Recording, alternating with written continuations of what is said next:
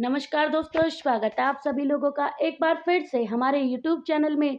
दोस्तों, आज के इस वीडियो में हम आपको बताएंगे 29 अप्रैल वैशाख मंगलवार के उपाय। सरसों का तेल और लौंग दीपक आज रात में 8:12 के बाद जलाइएगा। जो मांगोगे वह मिलेगा। जानिए संपूर्ण जानकारी, वीडियो को पूरा जरूर देखिएगा। श्री शिवाय नमस्तुते। हम सबको पता है कि आज 29 अप्रैल यानी कि वैशाख महीने में पड़ने वाले मंगलवार का बहुत ही प्यारा सा दिन है। महादेव के लिए तो यह महीना पवित्र ही होता है। साथ ही साथ कोई सा भी दिन वैशाख का अपने आप में बहुत ही पवित्र माना जाता है। इसलिए हम सभी को आज के दिन इस उपाय को अपने घर पर करना है। साथ ही साथ सरसों के तेल का लौंग दीपक इस उपाय का नाम है, जो रात में आप सभी को अपने घर पर करना होगा। ध्यान रखिएगा, इस उपाय को हम सभी लोगों को घर पर ही करना है।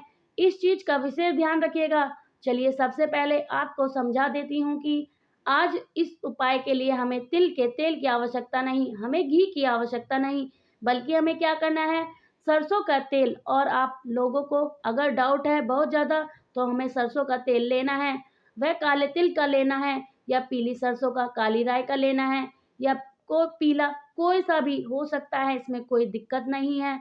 अब आपको एक बात और बता दूं, स्पष्ट कर दूं, जब भी किसी देवी देवताओं की कोई दिया लगाकर, खासकर बजरंगबली के सामने हम कोई दिया लगाते हैं, तो जितना पुराना दीपक होता है उतना ज़्यादा उतना उसकी शक्ति होती है। ठीक है, दीपक को लेने की कोई नई ज़रूरत नहीं। नॉर्मल सा दीपक के अंदर आपको पता है कि क्या डालना है, सरसों का तेल। अब सरसों का तेल तो हमने डाल दिया, हम यह दीपक लगाएंगे किससे, आपको पता ही होगा, बजरंगबली का एक देवता है।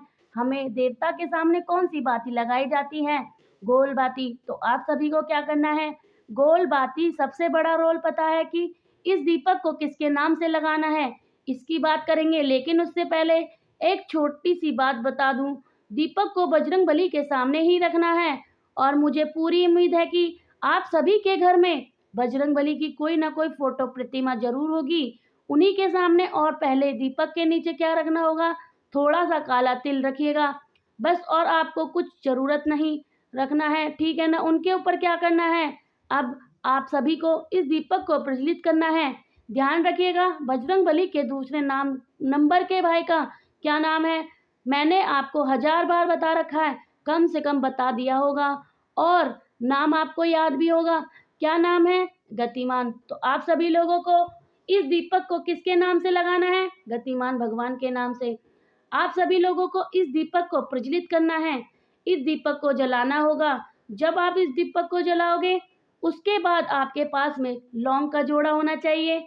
लौंग का जो क्या मतलब होता है, दो, तो आपको जलाते हुए दीपक के अंदर 2 लौंग को फूल के साथ में अगर आप डालकर, फूल के साथ मतलब नहीं, अलग से फूल नहीं लेना है, मतलब फूल वाली लौंग को अगर आप डाल देते हैं तो आपके घर परिवार में किसी भी प्रकार से कोई भी संकट चल रही होगी, वह संकट दूर होगा। साथ ही साथ आपके जीवन में अगर स्थिरता आ गई है, किसी चीज में सफलता नहीं मिल रही, तरक्की नहीं हो पा रही, तो गतिमान भगवान आपके जीवन में गति को लेकर आएंगे। ध्यान रखिएगा, इस उपाय को आज सभी को करना जरूरी है। तो पहला उपाय आपको समझ में आ गया होगा, लेकिन खासकर हम उपाय को अब करने वाले हैं अपने दूसरे उपाय के लिए, जो कि है उपाय हम लोग करने वाले हैं बीमारी को लेकर। मैं यह कह रही हूँ कि कोई लोग कमेंट सेक्शन में अपने घर में कोई बीमारी, जितनी लोग वीडियो देख रहे हैं, अगर आपके घर में कोई बीमार न हो तो नीचे कमेंट सेक्शन में बता दीजिएगा। कोई एक सिंगल सदस्य न हो तो मैं बता दे रही हूँ।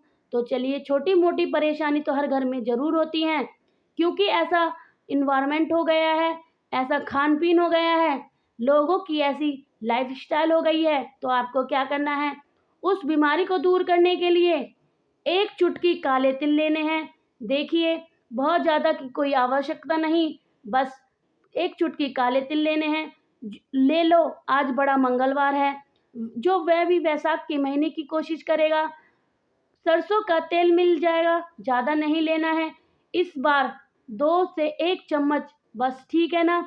बहुत महंगा है सरसों का तेल, तो इतना सिर्फ हम भक्ति दिखानी है, हमें दिखावा नहीं करना है। हमें 1 लीटर नहीं लेना है, 2 लीटर नहीं लेना है, मात्र 1 चम्मच ले लो या 2 चम्मच ले लो। उसके बाद एक छोटी सी कटोरी लेना, उस कटोरी के अंदर आप सभी को उस काले तिल को डाल देना है।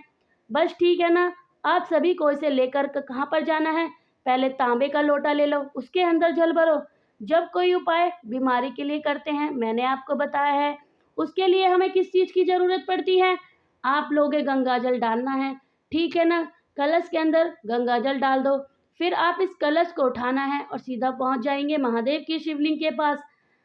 अब यहाँ पर एक नाम मैं बता रही हूँ, जब भी हम कोई विशेष परिस्थिति में कोई भी उपाय करते हैं तो कुंदकेश्वर महादेव। एक बार और बता दूं, अगर आप लोग सभी गुरुजी की कथा चल रही है सुनते हो तो बहुत अच्छी बात है। तीसरे दिन की कथा में अगर आपने सुना होगा ध्यान से, तो उन्होंने बहुत स्पष्ट शब्दों में कहा था कि अगर कोई भी आप कोई भी मेडिसिन खा रहे हो, कोई भी दवा खा रहे हो, चाहे वो सिरप हो या टैबलेट हो रूप में हो, उससे इससे मतलब नहीं, आप उससे बस खाओ। तो कुंदकेश्वर महादेव के नाम से खाओगे, वह दवा आपको असर करेगी। क्योंकि जब तक भगवान की कृपा नहीं होगी कुछ भी जीवन में संभव नहीं, इस चीज़ का ध्यान रखिएगा। इसलिए मेडिसिन खाते रहो, कुंदकेश्वर महादेव का नाम लेते रहो, दवा खाओ, असर करेगी, ठीक है ना।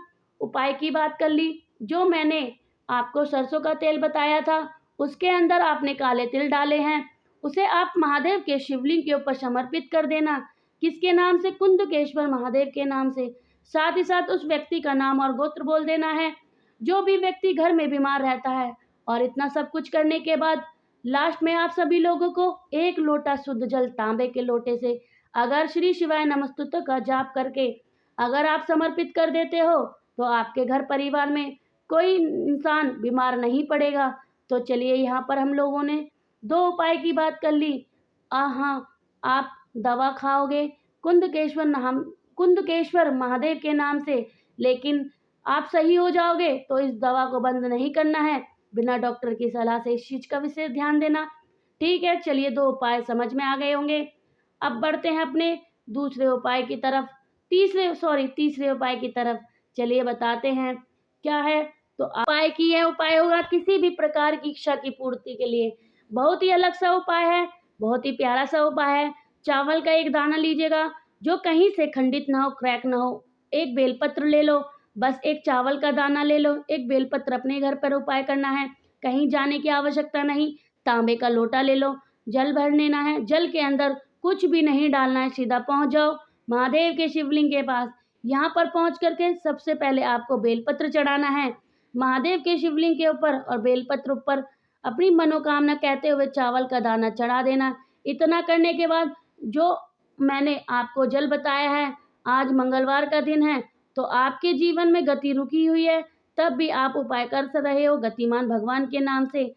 आप सभी लोग अगर जल को समर्पित करते हो तो आपके घर परिवार में किसी भी व्यक्ति की इच्छा अधूरी नहीं रहेगी, सभी की विशेष पूरी जरूर होंगी। तो आगे बढ़ते हैं इस वीडियो में अपने चौथे उपाय की तरफ, लेकिन जल्दी से कर दीजिएगा वीडियो को लाइक।